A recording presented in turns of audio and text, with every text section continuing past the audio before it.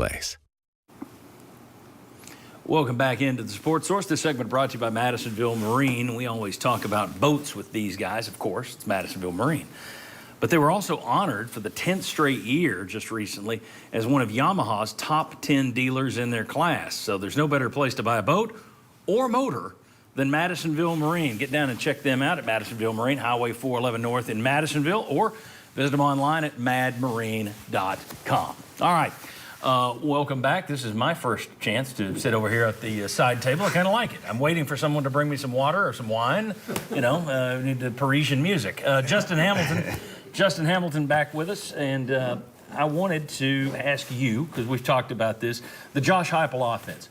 So many people, if you look up veer and shoot, which is what people call it, it's what Art Briles started, and different people run different variations of it.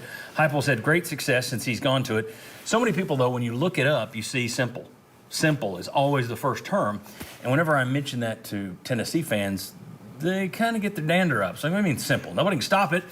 Simple isn't a bad thing. Right. It's a simple offense when you know how it works, but it's not simple to stop. It's obviously very difficult to stop. So I ask you to kind of show us the basic gist. So they have some window dressing. They have some different plays they run out of this stuff. But this is basically the basic type stuff. So if you're a Vol fan wondering how the Hendon Hooker's deciding what to do, you're about to give us an idea, correct? Correct. Okay. So foundationally speaking, they have plenty of things they do. Very good scheme in the run game based on the fronts they're going to get. In the passing game, we've seen the danger and the threats that they have out there.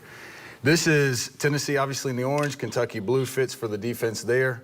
11 personnel, so we're talking 1 tight end, 1 back, and then 3 wide receivers. The formation here is just a basic 2x2, tight end off the ball. Hendon Hooker's the quarterback here, running back there. Then our 2 receivers wide to the strength of the formation, and then a single receiver. And Tennessee basically is looking at 3 different pods of the field. You have the interior or the core of the formation, which is the tackle box, essentially the 4 defensive linemen and the 2 linebackers. That's for Tennessee's 6 players that they have as blockers here. Then you have your 2 receivers. So here's a corner and here's a safety. This is just representing a 2-high defensive look. And then you have the one-on-one picture on the backside with the single receiver. Inside the core of the formation, Tennessee's offensive line, 5 of them, can block 4 of these defensive linemen or 5 of these players. And the way that the picture is drawn, they're actually going to block 3 defensive linemen and double team up to the 2 inside linebackers. The tight end is going to what we call a split flow, which means he's going the opposite direction of the offensive line, and he's going to kick out the defensive end. We've blocked 6 players. We've got this core area blocked. Outside now are where, if you watch game day, the overhang players that Josh Heupel talked about stressing. To the field, the overhang player here is going to usually align inside the number 2 receiver, and the safety to the boundary is going to be positioned to rotate to the post, to rotate to the half, or to rotate down in the box.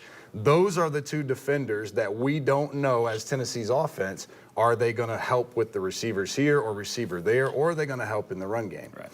Now what we've got is if these players, we feel like based on rules that Hendon Hooker's gotten, that they are not able to help in the core of the formation, we're going to run the ball. So it's basically, you're just counting bodies in these different areas, just to oversimplify it for folks. You got 3 areas, and you're seeing where the numbers are in your advantage. Correct, and you're saying where our 2 are, do they have 2 or do they have 3? Yep. Where our 1 is, do they have 2 or 1? And as a defensive coach, you always try to rob Peter to pay Paul. You want to position a guy close enough to handle the passing game, close enough to be a factor in the run game, which is where the splits and the tempo become so effective. Because you've got those guys in no man's land because they're too far out there because you are way out past the numbers out there next to the boundary with your wide receivers. Correct. And also, as we're talking about all the different things that you may see, a tendency for coaches and players is when the tight end and back are aligned on opposite sides to anticipate split flow action. The problem is, I've spent more time talking about this than they spend getting lined up and snapping the ball. You don't have time. You've got to be able to get in position, get lined up, and they probably see a lot of vanilla looks because of their tempo. Let's move a guy around here just to show me if right here you feel like this is a run play. Hendon Hooker would look at this and say we're going to run.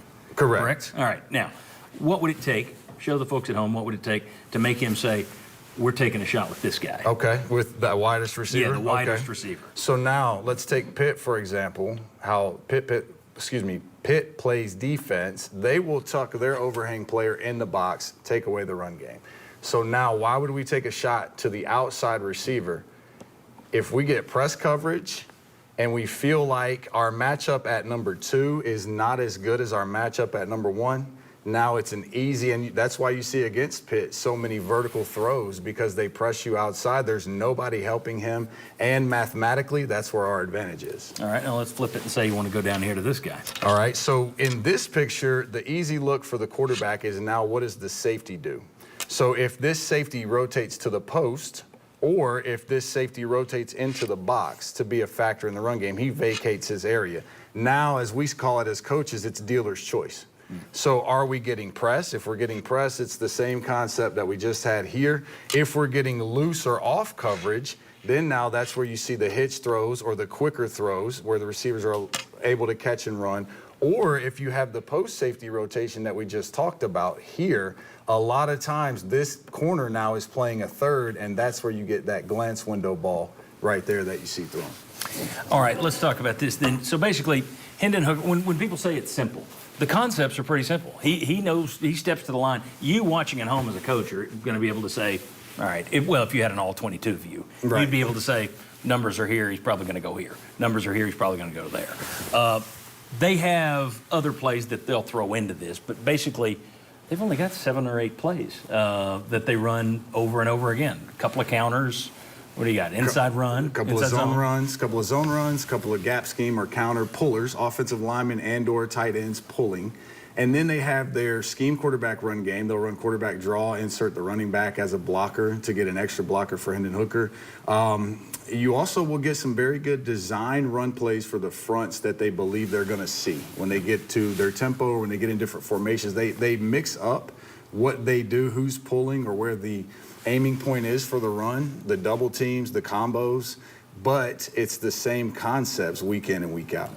And the thing that makes it so tough is while you're sitting there, Hendon Hooker stepping up there and he knows what the rules are, boom, boom, boom.